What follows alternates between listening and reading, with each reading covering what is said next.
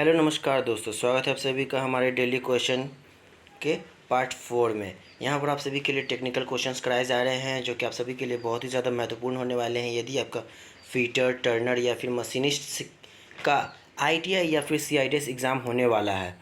अभी तो CITS exams का डेट भी आ चुका है फ्रेंड्स, तो आप लोग इस वीडियो को ज़रूर अंत तक पूरा देखें। चलिए फ्रेंड्स, हम लोग शुरू करते हैं अपना आज का सेट।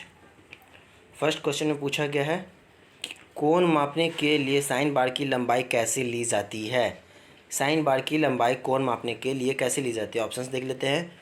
दोनों सिरों पर लगे रोलर से, रोलर के बाहरी सिरों से, साइन बार की पूरी लंबाई से, या फिर none of these. Sine bar होता क्या है फ्रेंड्स। साइन बार कुछ इस प्रकार का एक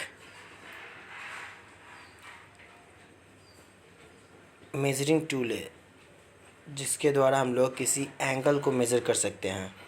तो यहाँ पर जो दो रोलर्स लगे होते हैं, इन दो रोलर्स के बीच के सेंटर से इसकी सेंटर तक की दूरी को ही साइन बार की लंबाई कहते हैं। इसका प्रयोग हम लोग ट्रिग्नोमेट्री मेथड के अनुसार करते हैं, इसलिए इसका आंसर हो जाएगा हमारा फ्रेंड्स 1, दोनों सिरों के रोलर्स पर लगे सेंटर से। चलिए आगे बढ़ते हैं। श्रिंक रूल का प्रयोग किया जाता है। श्रिंक रूल एक प्रकार का रूल ही होता है जिसके द्वारा मापन किया जाता है। तो पूछा जा रहा है कि श्रिंक रूल का प्रयोग कहाँ किया जाता है। सीट मेटल वर्क में, स्मिथी वर्क में, पैटर्न मेकर में, या फिर डाई मेकर में। तो इसका हमारा राइट आंसर हो जाएगा फ्रेंड्स पैटर्न मेकर में। श्रिंक रूल जो क्या होता है, नॉर्मल रूल की तरह ही होता है, लेकिन ये क्या होता है कि ये हमारा 1/10 से 7/16 इंच प्रति फुट बड़ा होता है। जिससे क्या होता है कि जब हमारा मेटल फैलता है, मीन्स जब हम ढलाई करके मेटल को सांचे में डालते हैं तो वो मेटल पहले फैला हुआ होता है, उसके बाद वो कुछ सिकुड़ता है। तो उस सिकुड़ने के दरमियान हमारे जो मेटल पार्ट्स बनते हैं उसमें कई प्रकार के साइज़ में डिफॉर्मेशन आ सकता है।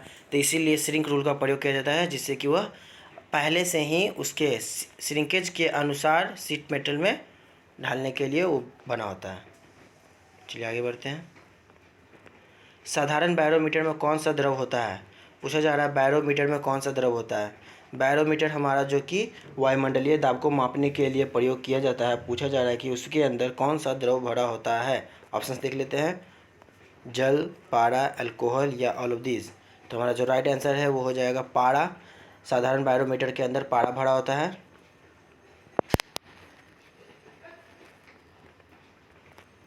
व्हाइट लेड पाउडर को तारपीन तेल में मिलाया जाता है जिससे तैयार marking media dot marking media है कहलाता है। क्या कहलाता है।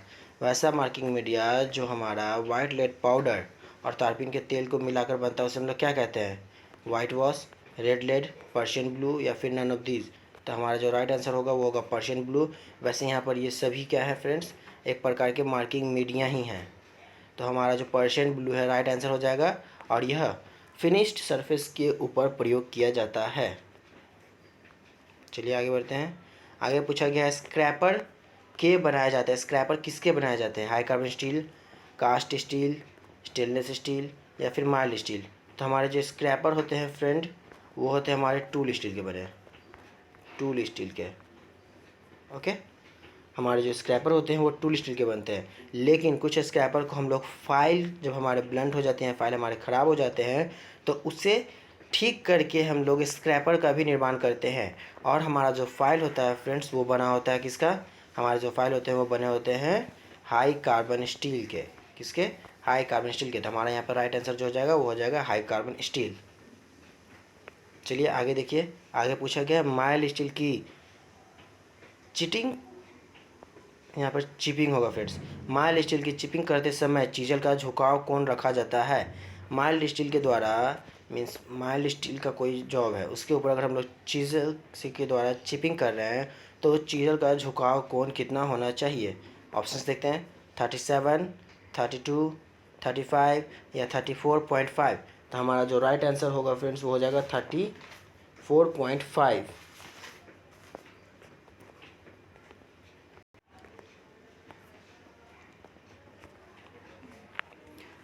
स्क्रैपिंग द्वारा धातुओं हटाई जाती हैं। पूछा जा रहा है कि स्क्रैपिंग के द्वारा कितनी मात्रा में धातु हटाई जाती है। ऑप्शंस देख लेते हैं। 0.5 to 0.07, 0.1 to 0.4 mm या फिर 0.5 to 0.8 mm या फिर नन ऑफ दिस। तो हमारा जो राइट आंसर हो जाएगा ऑप्शन ए हो जाएगा। स्क्रैपिंग के द्वारा 0.05 से लेकर 0.07 mm तक धातुएं हटाई जा सकती हैं। और BIS के अनुसार स्क्रैपिंग अलाउंस इतना रखा जाता है, 0.1 से 0.4 mm तक रखा जाता है स्क्रैपिंग अलाउंस। लेकिन हमारा यहाँ पर राइट आंसर जो होगा वो हो जाएगा ए। चलिए आगे बढ़ते हैं। आगे पूछा गया है फ्रेंड्स, फिलर गेज का दूसरा नाम डॉट डॉट डॉट है। फिलर गेज का दूसरा नाम क्या है? फिलर गेज का दूसरा नाम क्या होता है? Gap gauge, clearance gauge, profile gauge या फिर थिकनेस गेज। तो हमारे जो फिलर गेज का दूसरा नाम होता है फ्रेंड्स वो होता है क्लियरेंस गेज। यह क्या करता है? दो मेटिंग पार्ट्स के बीच के गैप को मेजर करता है। Dot dot dot is the least count of depth micrometer. पूछा जा रहा है यहाँ पर कि डेप्थ माइक्रोमीटर का लिस्ट काउंट कितना होता है। ऑप्शंस देख लेते हैं। ऑप्शन नंबर ए में दिया गया है 0.03 mm, 0.04 mm, 0.02 mm या फिर 0.01 mm। तो हमारा जो राइट आंसर है वो हो जाएगा option D 0.01 mm। Depth micrometer का लिस्ट काउंट जो होता है वो होता है 0.01 mm। इसके द्वारा हम लोग गहराई की माप लेते हैं। आगे पूछा गया, कागज़ के एक पत्रक की मोटाई मापने के लिए डॉट डॉट उपकरण का प्रयोग किया जाता है। कागज़ के एक पत्रक मीन्स कागज़ के एक पत्र छोटे पेज को मेज़र करना हो कि उसकी थिकनेस क्या है, तो हम लोग किसका प्रयोग करते हैं? ऑप्शंस देखते हैं। मीटर पैमाना, माइक्रोमीटर, प्लास्टिक पैमाना या फिर मापने का टेप। तो आप लोग ऑप्शन से ही छाट सकते हैं दोस्तों, जैसे कि मीटर पैमाना, कागज़ का कोई भी पेज मीटर में तो चौड़ा होगा नहीं मोटाई। प्लास्टिक पैमाना का यहाँ कागज़ में क्या काम। और मापने का टेप मीन्स जो हमारे टेलर लोग प्रयोग करते हैं मापने का टेप, उसका बोला जा रहा है, तो वो भी नहीं हो सकता है। तो हमारा जो राइट आंसर हो जाएगा वो हो जाएगा माइक्रोमीटर। माइक्रोमीटर के द्वारा क्या करते हैं हम लोग, एक पेज की भी मोटाई माप सकते हैं। माइक्रोमीटर हमारा इतना सूक्ष्म मापी होता है।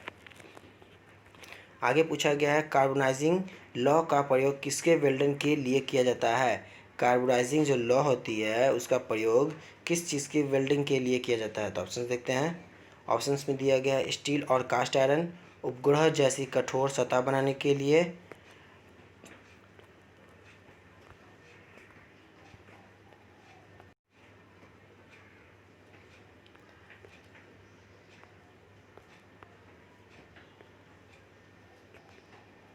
और यहाँ पर देखिए ऑप्शन नंबर 3 में दिया गया है पीतल और कांस्य, फिर कॉपर और एल्युमिनियम के लिए। तो हमारा जो राइट आंसर होगा फ्रेंड्स, कार्बोनाइजिंग का प्रयोग हम लोग करते हैं कठोर सतह बनाने के लिए। उपग्रह जैसी कठोर सतह निर्माण के लिए हम लोग कार्बोनाइजिंग फ्लेम का प्रयोग करते हैं। कार्बोनाइजिंग फ्लेम का प्रयोग हम लोग स्टील की सतह को कठोर करने के लिए भी करते हैं। स्टील की तरह मीन्स सतह को स्टील की तरह कठोर करने के लिए भी कार्बोनाइजिंग फ्लेम का प्रयोग किया जाता है।